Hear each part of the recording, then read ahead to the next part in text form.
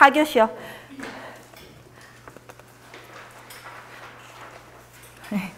자, 만화책을 한번 봐봅시다. 6번에. 오래간만이네. 초등학교 이후로 만화책 안 봤는데. 자, 그래서 여기서 애들이 자동차 움직이기 활동을 했다라고 합니다. 그래서 미출신 교사의 발화 중, 이번에 또 발화라고 썼네. 발언, 보통은 뭐라고 쓰죠? 발문이라고 쓰는데 발화라고 썼네. 그럼 작년분들에서 몇 분은 바뀌었나? 발화? 특이한데? 밑줄 친 교사의 발화 중 기억과 미음 중 유아의 탐구 활동에 도움이 되지 않는 것에 기호 한 가지와 그 이유를 쓰시오. 뭐 하셨어요? 리을 말고 다른 거 하신 분? 이거는 그냥 교사의 교양이죠. 그쵸? 이거 직접적 교수법이잖아요. 그쵸? 이게 탐구는 아니죠. 그쵸? 그래서 적절하지 않은 건 리을이고, 이거는 탐구보다는 직접적 지도에 해당한다. 이렇게 쓰시면 되고, 뭐라고 쓰셨어요? 탐구는 유아가 스스로 찾아내도록 해야 된다. 그렇게 쓰셨어요? 그거 답이에요. 스스로? 네, 답이에요. 네. 그 다음에, A, B잖아요. A, B. A, B가 어디 있어요? 빨대를 길게 연결해서 불면 바람이 셀 거야. B는 또 뭐죠? 풍선 바람이 자동차 옆으로 나가서 옆으로 갔나 봐. 선생님, 이 문제가 되게 재밌는 게 우리 역대 기출문제 전부단에서 이런 기억과 A를 섞어 쓰지 않았어요. 기억을 지문에서 썼으면 기억 니은으로 통일했고, 소문제의 박스에서 A, B 이렇게 쓸 수는 있고, 소문제에서 A, B는 썼는데 지문 내에서 기억과 A를 저렇게 하지는 않았거든요. 그 문제 형식만 봐도 지금 이거는 새로운 분이 들어가서 낸 문제 같네요. 그러니까 섞였나 봐요. 출시와 2019학년도와 출시에 어떤 분들이 섞였나 봐요. 왜 이런 문제를 냈을까? 뜬금없이 문제 형식을 왜 이렇게 바꿨을까?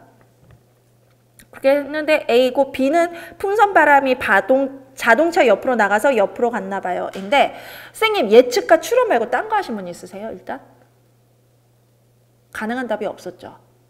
그런데 여기서는 이분은 어떤 의도를 가지고 했는지 모르겠지만 예측과 추론은 선생님들이 정확하게 구분하는지를 보고 싶었어요. 왜냐하면 항상 우리가 추론이나 예측 문제가 나오면 항상 우리는 갈렸거든요. 이건 예측이야? 이건 추론이야? 그러니까 서로 이렇게 하기 때문에 그 부분을 이분들에게 우리에게 정확히 알려주시고 싶으셨나 봐요. 예측은요, 선생님, 아이들의 경험에 근거해서 아이들이 사전 경험이나 사전 지식에 근거해서 앞으로 일어난 일을 추측해보는다, 생각해보는 건데 그게 꼭 인과관계가 성립될 필요는 없어요. 그냥 아이의 창의적인 생각이어도 상관이 없어요. 그런데 추론은 분명히 원인과 결과여야 돼요. 근데 그 원인과 결과가 유아 수준의 추론은 과학적으로 증명되지 않아도 돼요. 않아도 되고 그냥 애가 뭐뭐기 때문에 뭐뭐일 거예요. 그것도 추론이에요. 애가 스스로 생각해보는 거. 근데 A는 원인과 결과가 안 나와요. 그쵸? 그냥 뭐뭐 할 거야. 그렇게 될 것 같아. 앞으로 일에 대한 추측이고, B는 풍선이 자동차 옆으로 나갔기 때문에 라는 원인에 의해서 앞으로 갔다라는 결과가 나왔거든요. 이건 추론이 맞아요.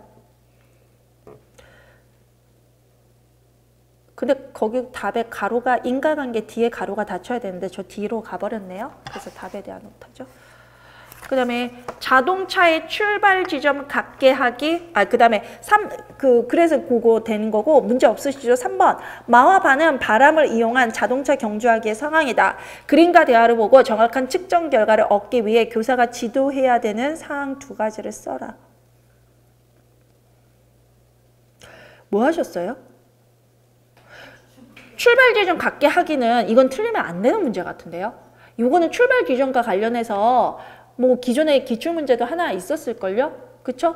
있었어요. 작년인가? 바로 2019년인가 있었어요. 출발 지점. 그 다음에 출발 지점을 항상 같은 선에서 출발해 이런 표현 아이들의 발문으로 있었을 거예요. 그 다음에 틀리신 분은 없죠. 출발 지점 같게 하기. 그거 틀리신 분은 없죠. 그 다음에 발을 뭐 하셨다는 거죠? 발을 지금 표준 측정단이요. 하셨다는 거죠? 그거 하신 분은 틀린 거예요. 이유 설명해 드릴게요. 선생님, 객관적인 이미 측정 단위 사용하기, 동일한 이미 측정 단위 또는 도구 사용하기, 혹은 나무 블럭 등 길이가 일정한 균이란 거 사용하기, 그렇게 적으신 분. 정답이에요. 선생님 정확하게 뭐라고 적으셨어요, 선생님들? 신체 단위가 사람마다 다른 게 있고 네. 다름을 필요성을 인식하고 객관적인 이미 측정 단위. 정확한 거예요. 네, 정확하게 하신 거예요. 지금 해설서에 뭐라고 되어 있냐면 아이들이 처음에는 자신의 신체를 이용하다가 신체 단위가 사람마다 다름을 느끼게 되면서 보다 객관적인 이미 측정 단위가 필요함을 인식하고 그렇게 해보도록 한다가 만 5세용 세분의용 설명에 있거든요. 의도한 게 그거고 선생님은 의도를 그대로 짚으셔서 했기 때문에 정확한 답이에요. 굉장히. 그래서 지금 보세요. 신체 단위 다음에 쓰는 게 뭐예요? 객관적 이미 측정 단위예요. 그 다음에 표준 단위거든요. 그래서 요거 이제 댓글로 이제 질문하셨는데 표준 단위라고 하면, 측정 단위라고 하면 이의제기는 일단 들어가 보세요. 근데 뭐 제가 보기에는 해설서가 너무나 근거가 됐기 때문에 요거는 조금 의도한 건 아니에요. 선생님이랑 똑같이 적었는데 그 뒤에 표준화 부채물 단위나 표준화 단위를 해가지고 표준화 단위. 앞에 이미 측정 단위를 객관화된 이미 측정 단위 혹은 동일한 이미 측정 단위를 적으시고 뒤에 추가적으로 표준 측정 단위가 나왔다면 그건 정답으로 인정될 수 있어요. 근데 표준 측정 단위만 했다면 답으로 인정되기는 조금 어려워요. 만 5세에서. 이거 적으셨어요? 뭐 하셨어요? 표준 단위. 그러니까 신체가 다 다르니까 일정한 걸로 쓴다가 객관적 그거거든요. 근데 우리가 계속 기출문제에서 나무 블럭으로 재는 게 계속 나왔거든요. 나무 블럭이 객관적인 이미 측정 단위였어요. 그래서 손가락으로 해보다가 안 되니까 나무 측정으로 쓰는 거 그런 것들이 계속 기출에 나왔기 때문에 이건 뭐 해설서도 근거가 되고 약간 조금 그런데 이의제기 들어가 보세요. 네, 들어는 가보세요. 이게 자동차의 출발점 지점 각계학이라는 걸 알았는데 전 이 단어를 안 쓰고 어떻게 쓰셨어요? 변이는 통제해줘야 돼. 문제가 뭐지? 변인을 통제해줘야 된다. 교사가 해야 할 이유가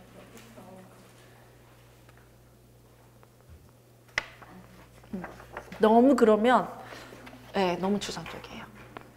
그리고 선생님이 벌써 이미 너무 추상적인가 이렇게 질문하셨다는 걸 본인이 이미 느끼셨다는 거잖아요. 선생님이 이미 느끼셨다라면 타인도 마찬가지일 거예요. 그래서 답으로 안 해줄 것 같아요. 표준 측정 단위라고 하신 분은 일단 이의제기는 한번 들어가 보십시오. 이야, 아주 창의적이신데? 7번 문제. 이분들이 지금 실제를 가지고 문제를 내셨는데요. 보통 카톡으로 이렇게 받으셨다 이거잖아요. 그쵸? 나도 한번 이렇게 내봐야 되겠다. 선생님도 저한테 카톡 보내주는 거였어요. 거기서 발췌해가지고 이렇게 해가지고 문제 내봐야 되겠어요. 선생님들 가끔 질문을 카톡으로 보내주시거든요. 해봐야 되겠어요. 보세요. 선생님 기출 동형이라는 게 없어요. 왜냐하면 출제자가 매년 바뀌잖아요. 매년이 아니라 2, 3년 만에 바뀌고 바뀌는 사람의 문제 스타일이 기출이 돼버리는 거예요. 그래서 여러분들이 그런 기출 동형의 기존의 기출 문제 형태 있지만 새로운 형태 자꾸 해보셔야 돼요. 미추진 기억이 유아의 과학 개념 발달 측면에서 적절하지 않은 거. 선생님 프리즘으로 유아들과 무지개를 만들어 보면서 무지개가 생기는 원리를 알려주는 활동이 물론 아이들이 실제로 해볼 수 있는 활동이긴 한데요. 프리즘 자체가 왜 그렇게 무지개가 만들어지는지는 원리를 설명해 줘야 되거든요. 과학적 원리를. 그런데 2018학년도에 이런 문제 있었잖아요. 소리가 호스를 통해 전달되는 과학적 원리를 설명한다. 이런 문제가 있었잖아요. 그쵸? 이런 문제가 있어서 우리는 그게 적절하지 않다라고 했었잖아요. 마찬가지 문제예요. 프리즘으로 무지개가 생기는 원리를 설명하는 건 원리나 개념 등등에 대한 이론적 논리적 사고가 어려운 전조잡기 유아들의 발달에 적절하지 않다. 우리 유아는 전조잡기인데요. 그 전조잡기이기 때문에 저런 과학적 원리가 들어가는 게 아닌 거예요. 그 다음에 두 번째는 교사 효능감이죠, 선생님. 근데 교사 효능감과 교수 효능감은 제가 말씀드렸죠. 엄밀히 따지면 같은 건 아니지만 우리는 구별 안 하고 쓴다고. 그래서 이거는 교사 효능감, 교수 효능감 둘 다 되고요. 효능감 쓰신 분? 없어요? 근데 효능감도 답으로는 될 거예요. 이의제기. 근데 그거는 왜 썼어요? 효능기대, 효능기대 나눴을 때 여기 보면은 자기의 개인적인 수행 능력에 대한 믿음과 신념이기 때문에 두 개 나눴을 때 효는 기대라고 저는 확신을 가지고 있어요. 선생님 문제점을 제가 말씀드려도 돼요? 말씀드려도 돼요? 선생님 아는 범위가 굉장히 많으시거든요. 그 아는 범위 중에서 정확하게 문제 찝는 포인트를 못 찾아내고 계세요. 이게 어떤 거냐면 선생님 공부가 잘못된 건 아니고요. 우리가 시간이 한정돼 있잖아요. 그래서 선생님들 스타일마다 좁은 범위를 깊게 배우시는 걸 좋아하시는 분들이 있어요. 그것도 문제예요. 그래갖고 그분들은 지금 뭐 N수생들 중에서도 그분들이 있어서 제가 막 모의고사 때도 화내고 그랬을 거예요. 아마 왜 자기가 범위를 좁게 정한 다음에 그것만 그렇게 파냐고. 근데 선생님은 반대로 범위를 이렇게 넓게 하면서 시간은 한정돼 있기 때문에 거기에 대한 깊숙도는 못 들어가신 거예요. 그래갖고 이게 하나하나가 정확하게 딱딱 개념이 잡히지가 않아서 그러니까 100% 범위를 남겨두시고 90% 범위에서 답하세요. 그것도 90% 범위예요. 그래서 이게 교사 효능감이 먼저 생각나시고 교사 효능감에서 자세하게 문제가 나왔을 때 거기서 이제 더 깊숙이 나왔거나 더 범위가 이제 넓혀서 나왔을 때 선생님은 그 부분에서 답하셔야 되는데 핵심 범위를 지금 놓치고 거기에서 하셔서 그거 답으로 되긴 힘든데 근데 제가 보기에는 이거 효능감이라고 해도 답이 되거든요. 그래서 효능감과 해서 효능감과 동의어를 효능기대라고 하면서 들어가 보세요. 일단. 근데 그분들은 이론을 정확하게 아시는 분들이기 때문에 들어가 되기는 힘들어요. 일단. 그 다음에 또 효능기대랑 뭐랑 되어 있다고요? 결과기대, 효능기대가 분리가 되잖아요. 결과기대, 효능기대가 분리가 됐지만 이 둘이 합해져서 교수 효능감에 들어가잖아요. 그쵸? 근데 이거는 그 교수 효능감이 뭐 기대 분리 효능기대, 결과기대에서 효능기대에만 해당하는 게 아니에요. 전체에 해당하는 거죠. 결과기대에도 지금 해당하는 내용이에요. 그래서 이 상위 개념을 물어본 거예요. 그래서 선생님 폭 넓게 정하실 때 이 있잖아요. 제가 이렇게 말씀드리잖아요. 이게 아무리 폭이 넓어도 유아교육 그 학부 수준이라고. 그렇죠? 석사나 박사 수준으로 나가시고 그래서 석사 논문, 박사 논문에서 쓴 책 보시면 안 된다니까요. 그러면 이런 현상이 나는 거예요. 그리고 그거를 강의를 할 때 잘 설명해 줬어야지 그거를. 조금 안타까운 케이스예요. 본인은 열심히 했는데 자꾸 답이 빗나가는 케이스. 근데 선생님은 좀 모르겠어요. 출시에 합격을 하시던가 아니면 2020학년도에 합격하니까 걱정은 마세요. 신기 아니에요, 선생님. 저는 신기가 아니라 지금 분석을 해드린 거예요. 제 그거에 대해서. 그래서 걱정하지 마세요. 일단 답은 이의제기는 들어가 보시고요. 근데 이거 교사 효능감 다 이렇게 쓰셨죠? 그렇죠? 효능감 쓰시면 이의제기 들어가세요. 효능감이라고 했대요. 효능감 안에 교사 효능감이 들어가니까. 근데 뭐 답은 교사 효능감? 그 다음에 그 개념을 쓰라 그러는 게 그 설명이 뭐냐면 선생님 이건 교사 효능감에 설명을 쓰라는 거 아니에요? 이 과학활동과 연결해서 써야 돼요? 아닌 것 같죠? 교사 효능감의 개념을 쓰라는 거죠. 이런 문제를 왜 냈을까요? 애초에 교사 효능감이라고 답을 했다는 건 저게 문제에 있었다는 얘기인데 그래가지고 요번에는 그러니까 이런 문제가 조금 많네요. 그래서 시간 부족하셨죠? 그렇죠? 예전 같으면 교사 효능감에서 끝났거든요.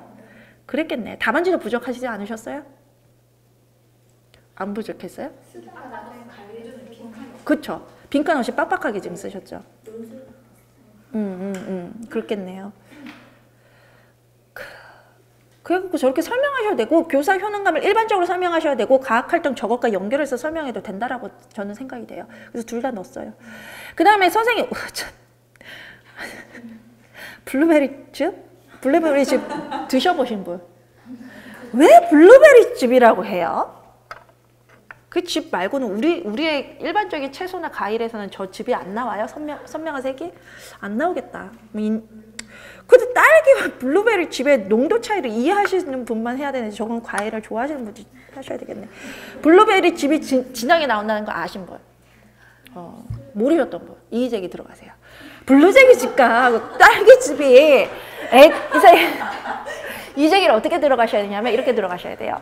저 문제를 블루베리 즙과 딸기 즙의 농도 차이에 대한 결과라면 아이들이 사전에 딸기 즙은 농도가 약간 였고 블루베리 즙은 이렇게 농도가 짙어서 아이들이 섞었을 때 딸기는 옅하게 나오고 블루베리는 진하게 나온다라는 게 사전에 언급되거나 사후에 언급이 됐어야 된다.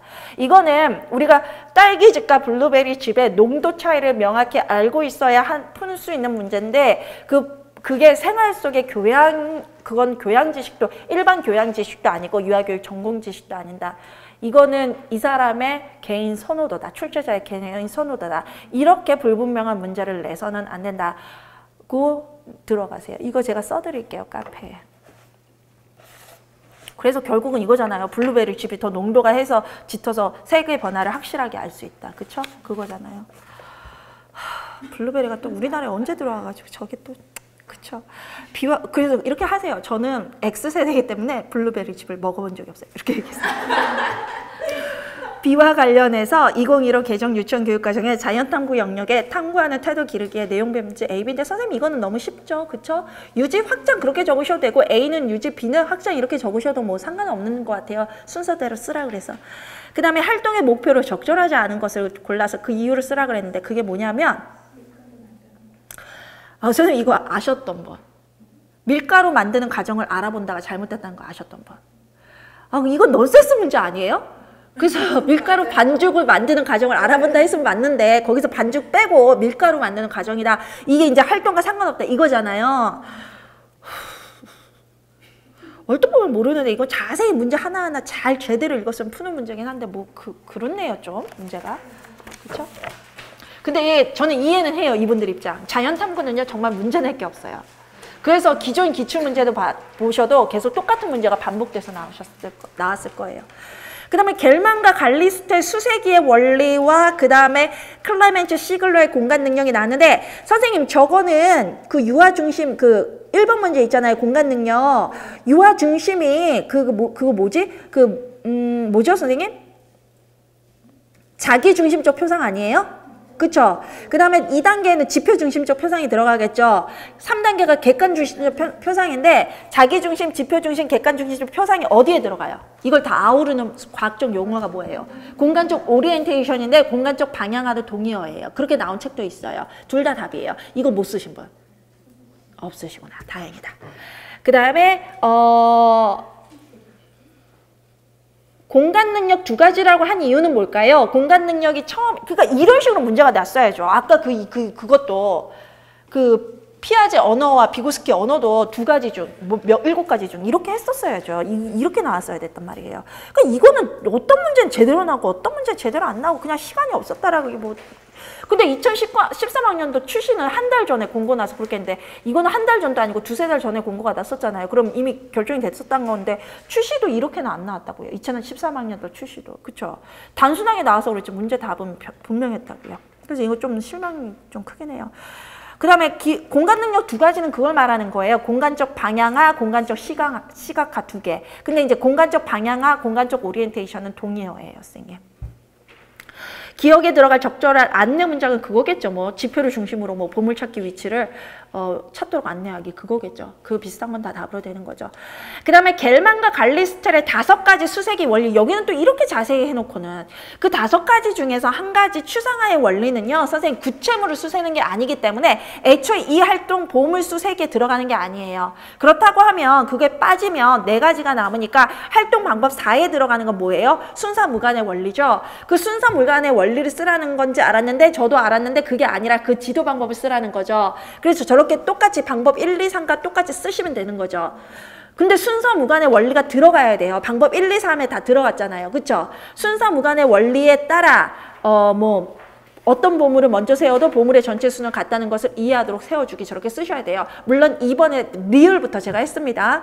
그 다음에 니은 디귿 가시겠습니다. 니은 뭐예요, 선생님? 순서대로 세워주기는 안정된 순서의 원리죠. 그 다음에 디귿에 들어가는 건요. 그거는 뭐지? 기수의 원리인데 지금 답은 뭐예요? 기수의 원리 이해를 돕기 위한 교사 질문 한 가지요? 그건 뭐예요? 하나, 둘, 셋 순서대로 세는 거 보여주고 보물은 모두 몇 개인가요? 셋이 숫자의 셋이죠. 하나, 둘, 셋 꼭 안 하셔도 돼요. 하나, 둘, 셋, 넷 하셔도 되고 하나, 둘 하셔도 되고 보물의 수는 모두 몇 개인가요? 보물은 모두 몇 개인가요? 그것만 들어가시면 돼요. 자, 여기 질문. 이의제기 들어가실 거 없어요? 요거는 문제가 불명하죠. 선생님 제가요 다른 해와는 다르게 출제자들에게 조금 불만을 표하는 해설 강의를 했습니다. 제가 기존에는 2019학년도 이전까지는 제가 출제자들을 이렇게 하는 건 안 했어요. 그런데 그리고 또 이거 지금 정식 교재가 나와서 출시와 그 2020학년도가 특강으로 내년 선생님들을 위해서 들어간다면 이렇게 강의는 안 할 거예요. 그런데 이렇게 선생님들에게 강력하게 말씀드리는 이유는 지금의 시간은요 이의제기 때문에 하는 거예요. 선생님 1차의 끝은 1차 끝나는 그 토요일에 2시가 아니라요 이의제기가 끝나는 그 시간까지고요. 이의제기가 어떻게 정식으로 얼마나 학문적으로 들어가냐에 따라서 답의 채점 범위가 바뀌어요. 답의 채점 범위가 바뀌면 뭐가 바뀔까요? 합격자가 바뀌어버려요. 저는 선생님들이 문제 오류나 혹은 답의 범위, 인정돼야 되는 범위의 답을 쓴 거에서 인정받지를 못해서 떨어지기를 원하지는 않습니다. 그렇죠? 그런데 제가 아무리 저도 출제자들이 저의 선배나 저의 교수님들이기 때문에 그분들을 치고 싶지는 않아요. 그런데 그럼에도 불구하고 올해 문제는 좀 오류가 많아요. 출시에 예상을 했었지만 이런 식의 오류가 있을 거라고는 예상도 못했어요. 이거는 문제 수준이 조금 낮은 거예요. 그 다음에 이건 솔직히 말씀드리면 새로 시작하는 유아 임용 강사들이 내는 수준의 문제예요. 그렇게 문제 내면 안 돼요. 그래서 요거는 이의제기 좀 많이 들어가세요. 일단 카페에 제가 문제가 되는 것들은 좀 올려드릴게요. 그 다음에 선생님 지금 질문 들어온 거 하나 제가 10분이 남았거든요. 10분에 조금 쓸게요. 선생님, 실비아가 상반기 강의와 하반기 강의를 좀 빨리 진행하는 거 알고 계시죠? 그래서 초수임에도 불구하고 저희가 상반기 강의가 그래도 제가 이제 카톡 받은 건 이래요. 다른 강사님들은 끝내지 않았는데 실비아는 다 끝내줘서 감사하다 이런 것도 받았거든요. 자꾸 비교 들어가서 죄송한데요. 그런데 어쨌든 저는 빨리 끝낸 게 맞아요. 그래서 우리 출시 선생님들이 어쨌든 그걸 암기하시든 암기하시지 않으시든 전 범위를 다 보고 시험에 들어가신 건 맞으시거든요. 그리고 이 상반기가 빠른 거는 뭐 출시 때문에 그랬다, 뭐 실비아의 특성이다 그랬다고 치고 하반기 강의가 지금 좀 빠르거든요. 하반기 강의가 빨리 들어가게 돼 있었어요. 6월 8일에. 그런데 지금 6월 1일 날 시험까지 보고 우리 선생님, 제가 6월 8일로 정했던 거는 출시가 있는지 없는지 그때는 정해지지 않아서 일단 연간을 그렇게 짠 거예요. 짰는데 선생님들이 출시까지 굉장히 강하게 오셨거든요. 그리고 저는 선생님 그 일주일 강의가 끝나고 일주일 넘게 죄송하지만 저는 쉬었어요. 왜냐하면 1차와 2차가 하반기에 같이 들어가야 되는데 강사 몸 상태에 따라서 조금 할 것 같아서 저는 정말 푹 쉬었어요. 근데 우리 선생님들 몸 상태가 많이 망가져 있었을 것 같아요. 그쵸? 그럴 것 같거든요. 지금 여기가 그냥 상반기가 온 게 아니라 시험 1년 텀으로 온 거예요. 그래서 제가 지금 선생님들께 부탁을 드리고 싶은 건 하반기 다시 텀이 들어갈 때까지 좀 충분히 쉬셨으면 좋겠어요. 그리고 저도 지금 2000 출시를 보고 조금 충격을 받았어요.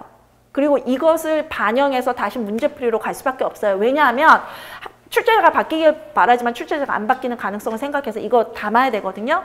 그러려면 저도 시간이 필요해요. 하반기 개강일을 일주일 늦췄습니다. 그래서 하반기 1차 개강일이 6월 15일부터 시작이 돼요. 그런데 걱정이 되실 줄은 모르겠지만 다른 강의들보다 늦은 게 아니에요. 다른 유아 임용 강의들보다 오히려 빨라요. 그래서 걱정하시지 마시고요. 애초에 문제풀이와 모의고사 사이에 제가 텀을 만들어 놨기 때문에 9, 10월 모의고사 개강 날짜에는 변함이 없어요. 그리고 제가 문제풀이 이번에 실은요. 기출특강이 하반기 강의예요. 근데 이거 출시 때문에 상반기로 갔거든요.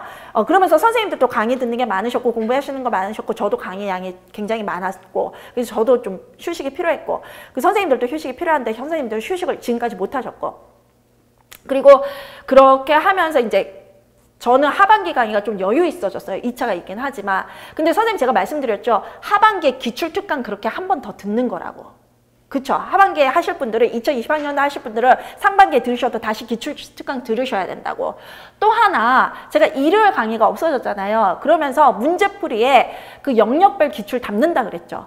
답으면서 일요일 날 보강에 1주씩 2주씩 들어갈 수는 있다고 말씀드렸죠. 일요일 강의가 없어지면서 토요일 강의에 다 합치면서 토요일 강의가 애초에 보강에 일요일에 한두 주 들어갈 수 있다고 말씀을 드렸죠. 지금 봐서는 안 들어갈 것 같은데 그래도 한 주 정도는 누리과정에서 유아교육 개론에서 들어갈 수 있어요. 문제 풀이 때 그거 감안해 주시고요.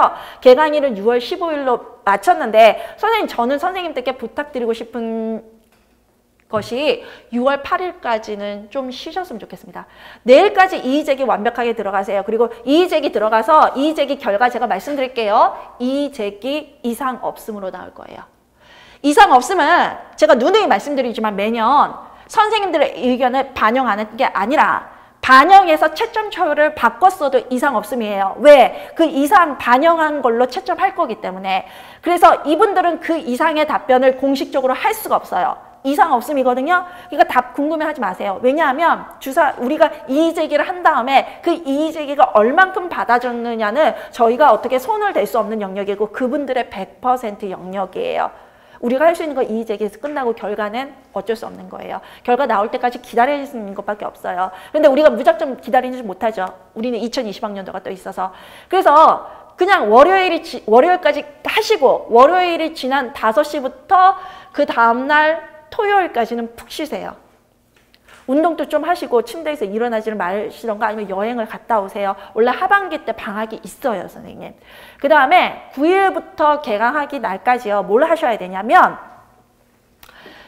이미 여러분들이 출시와 관련해서 상반기 강의를 한번 전환이 했기 때문에 상반기 핵심 정리를 기준으로 해서 한번 선생님들 스스로 상반기 강의를 모두 정리를 하셔야 돼요. 그 다음에 기출등록 안 들으신 분 있죠. 그 다음에 우리 선생님들 중에 그 대학생 선생님들 출시 안 본 선생님들 그분들 지금 학교 수업 날짜랑 뭐 실습이랑 겹치셔서 기출특강 못 들으셨죠. 하반기에 기출특강 들으셔야 되거든요. 반드시 그분들 그 기간 동안에 지금 강의 없는 그 일주일 동안에 기출특강 다 들으셔야 돼요. 그러면 원래는 문제풀이랑 기출특강이랑 나란히 가도 되기는 하는데요. 그런데 그렇게 안 나가시고 밑줄특강을 미리 정리하셔도 괜찮아요. 그래서 다시 정리를 해보세요. 자, 첫 번째 하셔야 되는 거 상반기 모든 강의 자기 스스로 정리하기. 구조도 잡기. 두 번째는 기출특강 다시 듣기예요. 들으셨던 분부터 다시 들으세요. 기출특강은 5번 듣고 가셔야 돼요. 그 다음에 자, 우리는 1차 준비를 할 건지 2차 준비를 할 건지 정하셔야 됩니다. 아니면 동시에 하실 건지. 자, 오늘 채점 결과 나는 이번 출시에는 관련이 없다 하시는 분들은 2차 잊으시고 1차만 하세요. 1차만 하시고요. 그런데 만약에 합격증이 나와버렸다. 합격을 해버렸다 그러면 바로 뭐 하셔야 되냐면 요번에 특강이 이론과 개별로 나뉘거든요. 바로 특히 초수일수록 이론 강의 들으셔야 돼요. 바로 이론 강의 들으세요. 그 다음에 개별요. 초수는 일요일과 지금 월요일이 있는데 각각 등록이 가능은 하거든요. 선생님 초수는 일요일만으로 안 돼요. 일요일 4시간밖에 없어요. 지금 기간이 굉장히 짧아서. 그래서 이거 준비 안 한 분들을 위해 이때까지 1차만 준비한 분들을 위해 요거 넣었거든요. 왜냐하면 제가 이제 추시가 아니라 정식이면 무조건 다 2차 준비하라 그래요. 무조건. 떨어질 때는 내년에 해야 되니까. 근데 지금 1차도 굉장히 중요하거든요, 선생님. 요거 초수나 뭐 재수든 발표 나고 준비하실 분들은 이론, 일요일, 목요일 다 등록하셔야 돼요. 8시간은 돼야 돼요, 선생님. 제가 할 수 있는 시간이 4시간으로 부족해요. 안 되더라고요, 4시간으로는. 해봤지만. 그 다음에 나 합격한 것 같다. 자, 합격한 것 같다의 기준. 가채점 70점 이상. 교육과정만. 근데 그래도 위험하다. 1차를 안 하실 거기 때문에. 근데 작년에 1차를 한번 합격해보신 선생님 중에서 70점 이상만 나오셨다면 2차에서 떨어지셨다면 가감히 1차 잊으시고요. 2차만 하세요. 선생님 제가 2가지 조건 제시했어요. 2019학년도에 1차에 합격하신 분 그리고 2차에서 떨어지신 분. 그러면서 이번 가채점 결과 70점 이상 나온 사람. 선생님 이번 가채점 결과는요. 지금 문제가 너무 조금 이상하고 유사답안 처리될 수 있는 범위가 굉장히 넓기 때문에 가채점이랑 똑같이 나오기가 힘들어요. 이럴수록.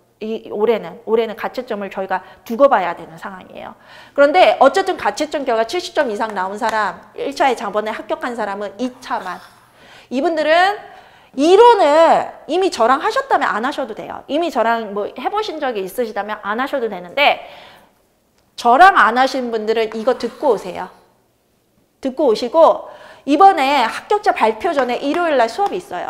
2차에서 떨어지신 분들은 이거 등록하셔야 돼요. 이거는 등록 안 하셔도 이건 등록하셔야 돼요. 이분들 2차에서 떨어졌다는 건 2차에 본인만의 습관을 가지고 있다는 건데 그거 고쳐야 되거든요. 그래서 이거 하시고 발표 나시면 일요일 밤만 오시면 돼요. 이거는 2개 오실 거 없고 딱 8시간이면 다 해결이 돼요. 그 다음에 1, 2차 같이 하실 분 있어요? 1, 2차 같이 하시는 분은요. 요거는 등록하지 마세요. 요거 등록하시지 마시고 1차 하시면서 추가적으로 이론만 들으시는데 이론이 2주 수업이면서 12시간밖에 안 되거든요. 근데 요 정도만 들어줘도 나중에 합격이 됐다 그러면 이거 2개 다 등록하시면 해결 나요. 그래서 나 될 것 같기도 하고 안 될 것 같기도 하다 그러면 둘 다 하시는 게 맞고요. 요것만 하세요. 12시간밖에 안 되니까 괜찮아요. 그리고 그냥 강의만 들으셔도 돼요. 뭔가 추가적인 질문 아니라 12시간 강의만 들으셔도 상관없어요. 그래서 이거 본인의 선택. 그렇게 하시고 자, 2차는 바로 일요일 날 시작됩니다. 6월 9일에 1차는 말씀드린 것처럼 6월 15일로 됐고요. 등록하신 분들은 문자 안내가 학원에서 갈 겁니다.